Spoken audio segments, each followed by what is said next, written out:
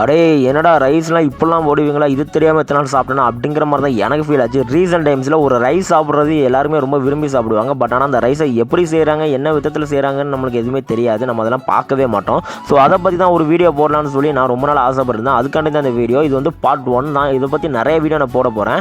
இந்த ரைஸில் பார்த்தீங்கன்னா ஃபஸ்ட்டு பார்த்தீங்கன்னா வெஜிடபிள்ஸ்லேருந்து எல்லாமே போட்டாங்க. ஆனியன்லாம் போட்டு அதுக்கப்புறம் மசாலாலாம் லைட்டாக போட்டாங்க. இதில் இவங்ககிட்ட ஒரு பெரிய விஷயம் என்னென்னு பார்த்தீங்கன்னா, இவங்க வந்து அஜினமோட்டோ சுத்தமாக கிடையாது. அஜினமோட்டோ சேர்க்கவே மாட்டாங்க. அதுக்கு பதிலாக என்ன சேர்க்குறாங்கன்னு பார்த்தீங்கன்னா மல்லி இலைலாம் சேர்க்குறாங்க. மல்லி இலை வந்து எதுக்குன்னு பார்த்தீங்கன்னா டைஜஷனுக்காண்டி அப்படின்னு சொன்னாங்க. சரிண்ணா எனக்கு ஒரு ரைஸ் போட்டு தாங்க அப்படின்னு அந்த மசாலா இதெல்லாம் போட்டு கடைசியில் பார்த்தீங்கன்னா மல்லி அந்த புதினாலாம் போட்டாங்க. புதினா இலைலாம் போடுறது வித்தியாசமாக இருந்துச்சு. நீங்கள் இந்த மாதிரி புதினா இலை போட்டு ரைஸ் சாப்பிடுங்களா சாப்பிட மாட்டேங்கன்னு சொல்லி கமெண்ட் செக்ஷனில் கமெண்ட் பண்ணுங்கள். அப்புறம் அடுத்த வீடியோவில் எதை பற்றி போட போகிறோம்னு பார்த்தீங்கன்னா, இதுக்கு யூஸ் பண்ணுற வெஜிடபிள்ஸ்லாம் எப்படி கட் பண்ணுறாங்க, எப்படி வாங்குறாங்கிறத பற்றி நான் வீடியோ போட போகிறேன். இந்த மாதிரி ஃபுட் இன்ஃபர்மேஷன் நிறைய வீடியோ பார்க்குறேன். நம்ம சேனலை இன்னும் சப்ஸ்கிரைப் பண்ணாமல் பார்க்குறீங்கன்னா மறக்காமல் சப்ஸ்கிரைப் பண்ணி இந்த வீடியோ பிடிச்சா ஒரு லைக் பண்ணிட்டு பாருங்கள். அப்படியே உங்கள் ஃப்ரெண்ட்ஸுக்கு எத்தனை பேருக்கு ஷேர் பண்ணி விடுங்க. யாரெல்லாம் ஃப்ரைட் ரைஸ் லவர் நானும் தெரிஞ்சுக்கிறேன்.